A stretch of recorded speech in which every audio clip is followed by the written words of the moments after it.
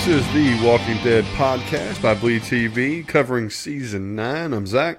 I'm Jake. And I'm Cash. This was episode 9, the first one of the, what is this, 9B first episode, I guess? 909? Second half of the season. Second half, yeah. Called Adaptation. So, guys, it's been a while since we talked about Walking Dead. What were your thoughts on the new episode coming back with the Whisperers? It didn't adapt at all. Boring. Like, this thing could be just left in the dust. All right, guys, it was great talking to you. This is I mean, the ending of this episode gave me a slight glimmer of hope. Like, I agree with you on that. I did. I guess this whole episode was just to introduce Whisperers officially to the rest of the cast. Does that make sense? I mean, at the end of the last one, they were stunned and befoozled because of what happened in the very scary... Befoozled? Like, befuddled? The vocabulary stretched real thin around here. All right, the cemetery scene, which had the enormously dense fog of Georgia. Man, we've had some pretty horrific fog around here lately. Yeah. So I ain't gonna lie. The lightning storm and so on. And so when they are getting Tom Payne, out of there and so on, this is when the rest of the characters, of different groups learn, the majority of them, let's put it that way, that what they're about to be dealing with, that the Whisperers are in place, and that they're, they wear the masks and so on. And so I guess this was just an episode to bring that into play. You know what I mean? You had to have the ceremonial scene of, Jesus being rode in on horseback, and everybody having their grieving moment. rigor mortis never setting in. Yeah, 8 hours later. I mean, you're trying to say he looked like a human taco when he comes off that thing. He's holding his shape, He should look like a human carpenter square at this point. Straight 90-degree angle. Stop it, man. That's so wrong. That's so wrong. Here's A and C. We're going to have Katie a find B. special made box for this one. Yeah. Jesus, the human bookend.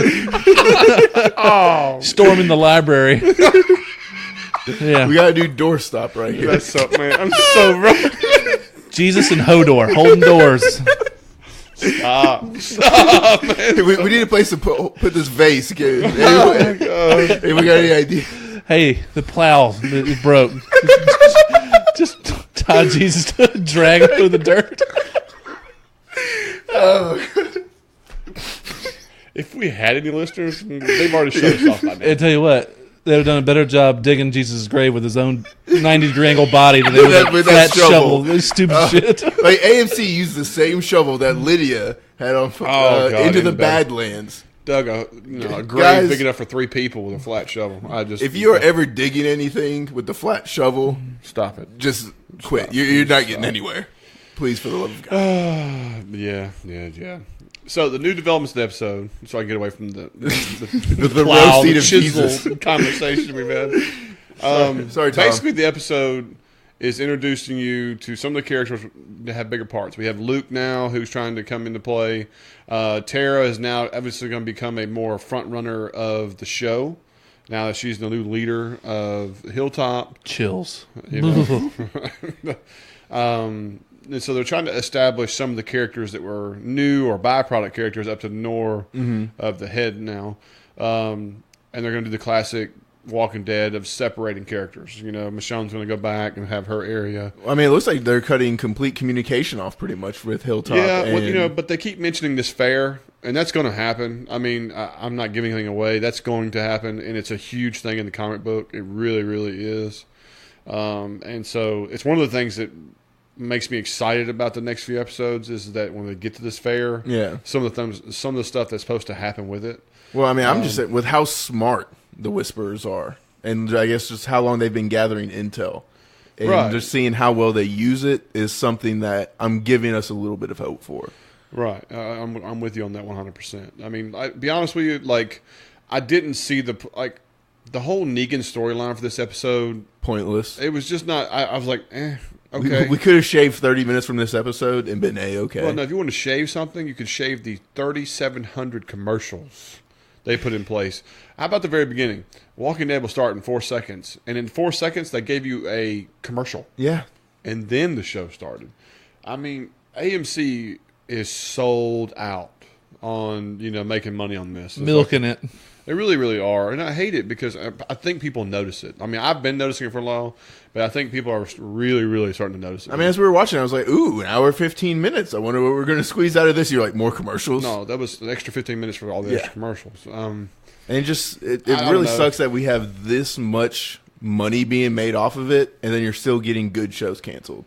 Well, yeah, they canceled Into the Badlands. They canceled The Sun. I don't get it. It's their call, whatever.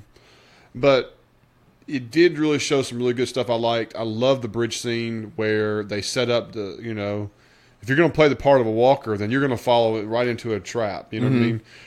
Where this bridge came from, never seen a covered bridge before, but okay. It was cool. I liked it. Madison County. Yeah. Stop. I like that he shoots him through the legs, and you get to see the guy who goes, "Oh!" Yeah. I thought that was great. And they realize what's going on, and it's like, right. And in the comic book it was the same thing where they end up capturing the daughter of the leader. They kept it consistent. I thought for sure they might shake it up, but they didn't. They kept it right at it, where they're the irony and luck of having the leader of the group's daughter. Mm-hmm. You know what I mean? And just how good of lying she is. I mean, she uses the truth to lie. And I mean, I thought that was very creative. I mean, that's how you're supposed to lie and everything. And in the comic book, she was that way too. And of course, the only difference is that in the comic book, her new friend is Carl. Instead, this show is going to make it Henry. Oh, yeah. You mean we don't have Carl anymore? He's I think he died a few seasons ago. Okay. One of those things. And I don't know if Henry's going to be able to pull it off. It's going to be my biggest worry. So far, not so good. No. Well, here's the thing: is that do you care if Henry has a relationship with this person? That's the thing. Like Henry is not a character that I'm worried. If Henry died the next episode, I wouldn't blink. I don't know if I would know. You know what I mean? Put a few less nails in his coffin. Don't care. That blacksmith was pissed how many good nails they had made. And just put him in the show instead of the coffin. I mean, there's at least 18 nails going in Jesus' coffin for no reason. Henry is bland to me. It's kind of just blah. He's like a lot of the teenage actors we get on the show. Mm-hmm. I thought Enid, when she first came onto the show and stuff like that, she did a really good job. But they've almost phased her blawed her down. They have really blawed her down. And I'm just like, meh. On any of the younger actors, I mean, we won't even get into young Grimes. But oh god, that's just not Judith, fair. I mean, carrying that hand cannon. Let me go ahead and tell you, if you can hold that gun up as long as she did, at her age, it's hollowed out plastic. I mean, I'm sorry, that gun is that's the most impressive thing I've ever seen. Was just her holding that to Negan for a solid 3 minutes. To me, I thought I was watching a fitness video of all right, hold it there as long as you can. Yeah, let's go. Punishment, holding books out. I mean, I'm gonna shoot you with what? An uncocked gun? Let's calm down. Well, I mean, it's okay to pull the trigger uncocked, but once again, I mean, it's going to take 2 fingers for her to pull that bad boy back. Oh, yeah. And then not to mention your aim is going to be dog shit after you do that. I'm just, whatever, man. It's just silly garbage. They do a lot of it in this show, unfortunately. But what I'm just getting at, we were on the Henry subject, it's like, he's bland. I don't care. No. When they first bring in Lydia, we find out her name is. I thought it was the cheesiest damn scene when they throw the chair down and Michonne goes, cut the bullshit. I mean, this is the interrogation scene, you know what I mean? Well, you have that one light. With the lamp rocking. I'm just like, dude, this is... It's Magnum P.I.-ish. It's what it is trying. It's trying. Classic 80s. It looks like try hard. Yeah. You know what I mean? So. I don't know, man. But I mean, I like that we saw a lot of the innovation. You were talking about it looked like a laundry machine we had with the bicycle. Yeah. And you were talking it looked like the composter. Set pieces. Look real. Now, Negan's storyline was like, okay, I don't him and Reggie and all that stuff. Richie and all that. But when he was walking to that town and got to the men's warehouse, they did a really, really good job of what a place would look like. I mean, I'm really impressed. I really thought the scene with the dogs was really, really cool. I mean, that they were able to get dogs to do what they were doing, like him laying on top of that. It was a cool angle of the shot of him looking down at him and the dogs below. Yep. The dogs were actually trying to get up there, and they had there was blood on them and stuff. So they're good. And then they ruin it by him going over to the door, and he can't get out. He can't get out. And, of course, at the last effing second, he's able to bust through the door to a walker right in front of him. And he doesn't even hit the walker opening the door or anything. Right. Yeah, I'm just like, Cash pointed out as soon as it happened. How the hell did it slam into the walker when he opens the door? It's just there in front of him all of a sudden. See, that's what I'm talking about. You're doing something well. Yeah, okay. Is it cliche that you happen to find another leather coat in this place, and it's the first one you grab off the rack? Okay. All right, whatever. I mean, all the flashlights, the stuff. I mean, he kills the two walkers outside. Cool to knock the face off of one, and then kill it in the second swing. I got you. All right, the burnt one, just to ruin his supplies. I don't know. I loved how it looked, but I mean, it was kind of pointless. But I mean, how they once again drives me nuts. Yeah, the sun has killed walkers, baking them in cars for too long. It's where they get a little flaky with the rules on the death of the walkers. Right. Mr. Crispy here. Fire has killed tons of walkers we've seen in the past, but not this one. Well, and it seemed like a lot of these walkers were new walkers. Like, they weren't dying necessarily in one hit or anything. Like, I mean, there was a few that took more than one shot, and their brain just, wasn't caving in. But the thing was where they were hitting them, too. I mean, he hits the one in the face, obviously. Yeah. Then he hits him in the top of the head. Yeah, but the flat part of the shovel, too. Yeah. You know what I mean? But, I mean, that's what I'm saying. Like, if these... I mean, I'm not saying that more people couldn't still be turning or anything, because obviously that's still the case, but these were, a season or two ago, they were just... You look at them too hard, and they were dying. Well, yeah. The bottom line is that the well is running dry of ideas of cool ways to make a walker look and die from. True. You've been doing it 10 seasons. Everything's going to feel a little redundant. I mean, it's just reality. I've never had a big issue with any of the... matter of fact, it's one of the great things they do well is walker design. Mm-hmm. The practical effects, all that stuff. I mean, Nicotero crushes it. He knows what he's doing. Agreed. But you're right. It does get redundant, poke this one in the head, hit this one in the head. I mean, but it's supposed to feel that way, and I want it to feel that way because it should be second nature how to end these things. Like Negan walks out there and kills 7 of them with Whistling Dixie. Yeah, you know what I mean? Who cares, And I like that he doesn't know about the Whisperers, because as soon as I find out, there's no way I'm going within melee range of walkers right now. Oh, agreed. Yeah, I mean, there would just be no way. Well, I was really surprised because when... Well... It's not Reggie, it's Richie. Walks away. I thought we were about to get an inner counter. And I was looking forward to that. I was really hoping that he was going to be like, one of them turns around and looks at him and he'd be like, wait a minute there, or so on. Well, especially because I was trying to look into their eyes and stuff, and it kind of looked like a few of them were wearing masks. A couple of them look that way. When their faces are kind of peeling away from their and their you just kind of see eyes and everything. I was like, "Ooh, this could be one of them." Which, to be honest with you, if he did come across a Whisperer and take it out and realize what was up, I feel like that would have been a better reason for him to return to Alexandria than the one they gave us. Absolutely. That's a more redeeming quality for him to return to Alexandria before Michonne can even get back and be like, "Guys, there's something else out there. A new group, a new problem y'all need to worry about." Now you have a redeeming quality that you came back for. Michonne comes back, freaks out. Why the hell is Negan out of his cage? Find out. She's like, "Yeah, I know about it, but Thank you. Good on you." Yeah. Yeah. You're going back to your hole, but I trust you. He comes back, goes in his jail cell, warns everybody. Everybody's like, "You're full of shit," and whatever, dude. Michonne shows up and goes, "You won't believe what we encountered. Y'all need to know." And he goes, "Oh, okay, Negan wasn't lying." Yeah. And now all of a sudden, you mean he left, came back, and warned us?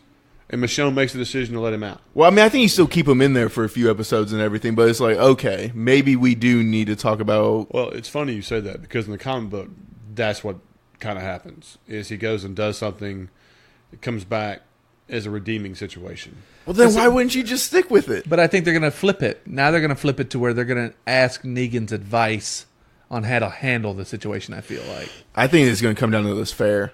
Like, I think whenever this fair happens, that's when Negan gets his redeeming quality. I don't know. I mean, I have no idea, but that's the only with thing the Kirkman remix, and because I mean that's something that you don't remix. Like, I mean, if he was going to come back and bring us the Whisperers, this was the perfect time to do it. Right. Well, I would like both, like I said, separate groups to have encountered it. Mm-hmm. But Negan getting back before Michonne does and informing everybody, even if they think he's a liar or crazy. Yeah, I think that would have been perfect. And a psychopath, fine. But Judith would have obviously believed him and everything. Or whatever. Judith gets the whole information from Michonne and it's like, oh shit, you're right. Yeah. I don't know, man. I think most of the Negan stuff bored me to tears. It really did. That's one thing I can honestly say is that other than the cool set pieces and some of the stuff, like I did like him revisiting his table and picking some furniture up and stuff. But the rest of it was like, Now, I did not expect to find Rosita is evidently the mountain bike everybody rode during 6 years. Yikes! Obviously, that I'm not slut shaming here. No, good on her. Get yours where you're getting yours. Into the world, do your thing. And she always learns something. So, I mean, like, she gets with people with different skills and everything and learns their craft. She's got a weird love triangle. This is a square now. Triangle. Well, I mean, I guess Eugene does it. There it is. I'm almost to the point where it's just a line grid. Okay, so we find out she was fooling around with the doctor. The doctor. I hate to say his name's the doctor because don't care enough to remember his name. So yeah, apparently before Gabriel, they were having fun. Yep. And fooling about, and now she's pregnant, which means she's not been with Gabriel long at all. No, because she's not showing at all. She's having morning sickness, first trimester style. Gabriel, I mean, that's flash in the pan there. I mean, but she's known she's pregnant, and she's still getting with Gabriel. So is Gabriel going to... Maybe? Or how'd she find out she was pregnant? I mean, I guess maybe she's just been having morning sickness for a while. I don't... Could this be Gabriel's? Let me go ahead and tell you what this was. Y'all ready for this? Okay. This was the signal that Rosita dies in the next few episodes. Everybody got me on that? Mark it down. We don't need no more babies. She really will be one of the critical deaths of the Whisperers. Can it be critical? Can I be hopeful? From okay. I mean that's reality. Eugene's getting ready to confess his love to her. Oh, he's already confessed it. And she's out the door. We come back from commercial. You call it morning break. sickness. I call it Eugene sickness. Yeah, I mean, one of the better timings of the episode. For come back from commercial, that it was just like, it was like, oh. No, I'd love it if like Eugene, the next time he sees her, it's just Rosita's face that one of these Whisperers wearing. He's like, no! He just shaves his mullet off and just like goes 8 feet right just loses it. Grabs the spear from Achilles back there and chokes it. 300. Was it blood crazy? He's just got windmills of spears coming at him. Just full 300. He's gone blood crazy. It just sees red. This becomes the equalizer. And knees at 100% again. Goes full Abraham, just double guns. Oh my god. Yeah. Oh, we've gone too far. Skull vest on and go at it. He just picks up her face and puts it on, cranks his chainsaw. This is my boomstick. Oh my god. Yeah, no. Let's hope that happens. That'll be worth watching. I think we just fixed The Walking Dead in like 2 scenes. Writers, you have full permission to go with that. I want a Whisper. I want Alpha wearing her face by the end of this.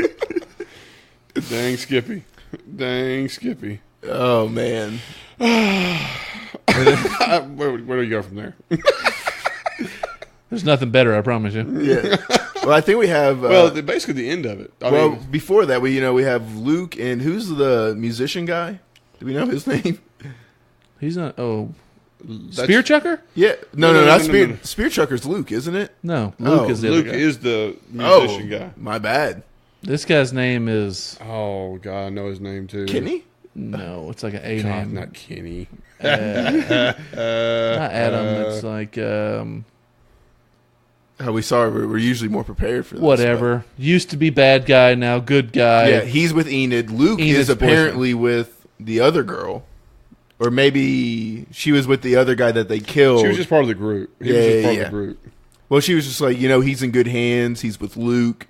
Yeah, Luke's a survivor. He's the one that's pulling the arrows out of the tree. Yeah, but I mean, the guy's not really a survivor. He just happens to be alive. Anybody at that weight limit is still alive, is doing really well. Okay. He's a survivor.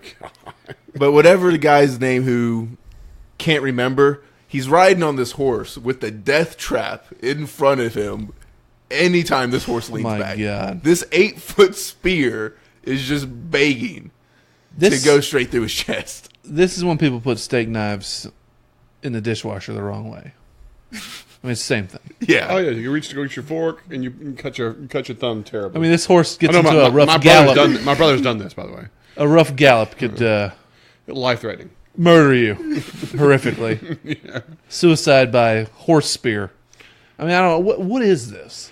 Well, I don't know what's worse. That, or when he gets ready to chunk this 27-pound spear and literally almost decapitates this. Should decapitate. Should decapitate. We're talking melon heads. Yeah.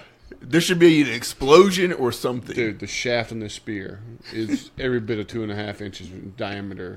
I'm talking, you're heaving 27 pounds. It's almost like shot putting a spear. Well, it's javelin throw. Yeah. I mean, he double-handed this thing. I mean. Yeah.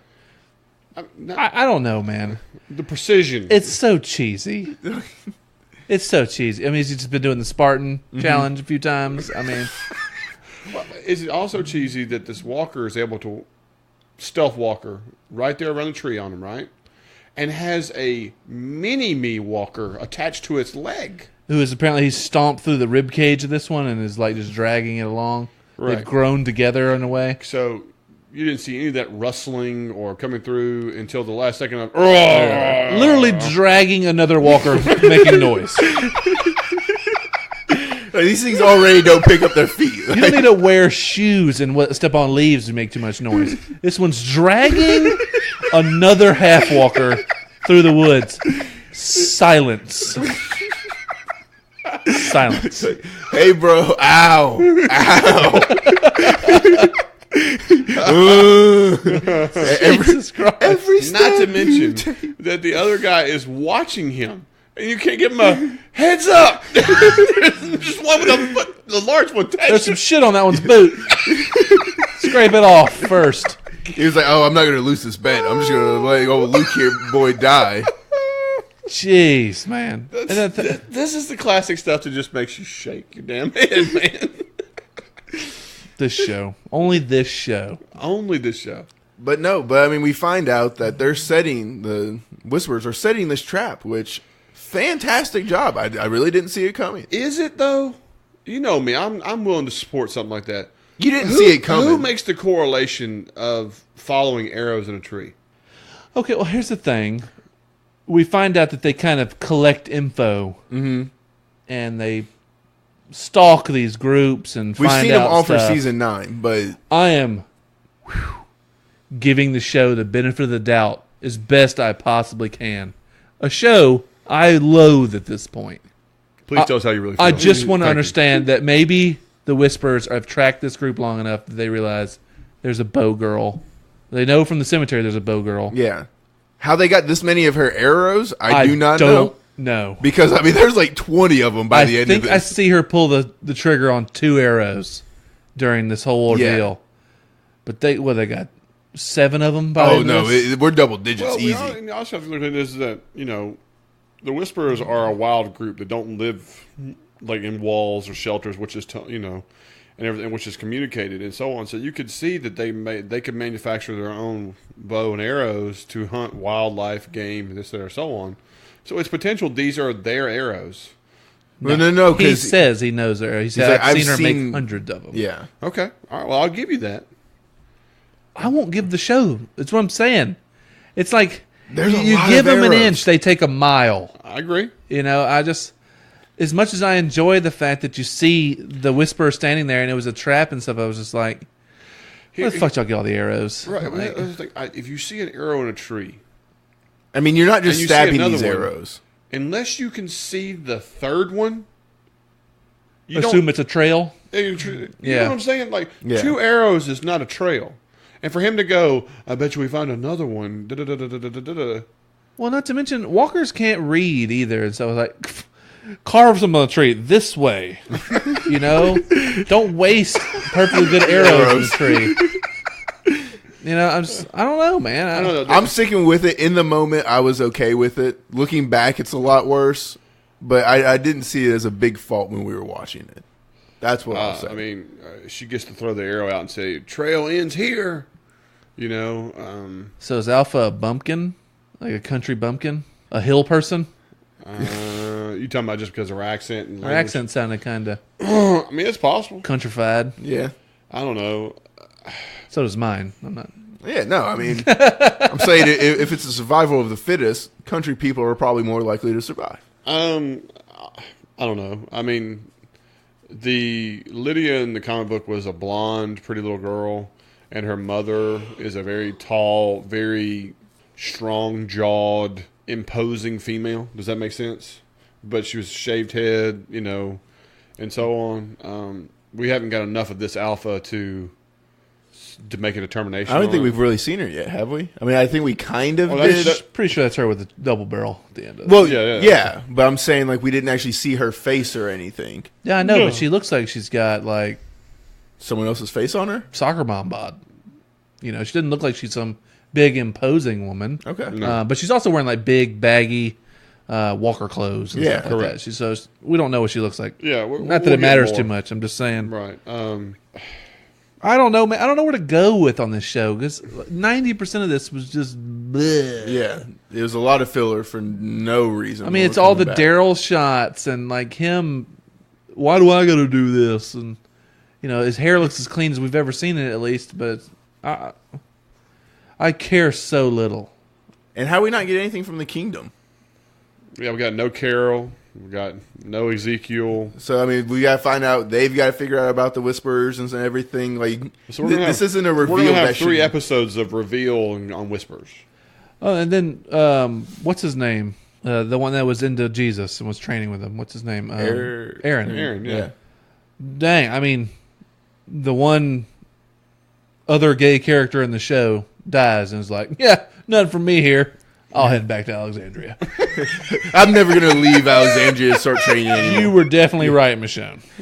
I've only been trying to bridge this gap for the past 6 years without your knowledge. Yeah, but bridge the gap. That's what we're calling it these days. We're just going to end it there. All right, this was BleedTV. Check out our other podcast. Jesus, let me bridge your gap.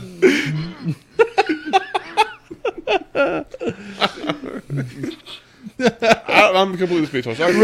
Release your drawbridge, Aaron. Yeah. Feel free to email us. Or maybe not. Maybe we'll give that with us. We're going to ask you not to communicate. And okay. Well, Cash, I'm with you. I'm still holding out hope that this next episode we're going to get more into it. The comic book is so good with the Whisperers. I can't stress it enough that the comic book part of it is really, really good with the Whisperers, with stuff that the Whisperers do and how the characters interact. It is a different dynamic on the show, considering you're missing half the key characters. No comment. Half. You know, right. I think we're over that.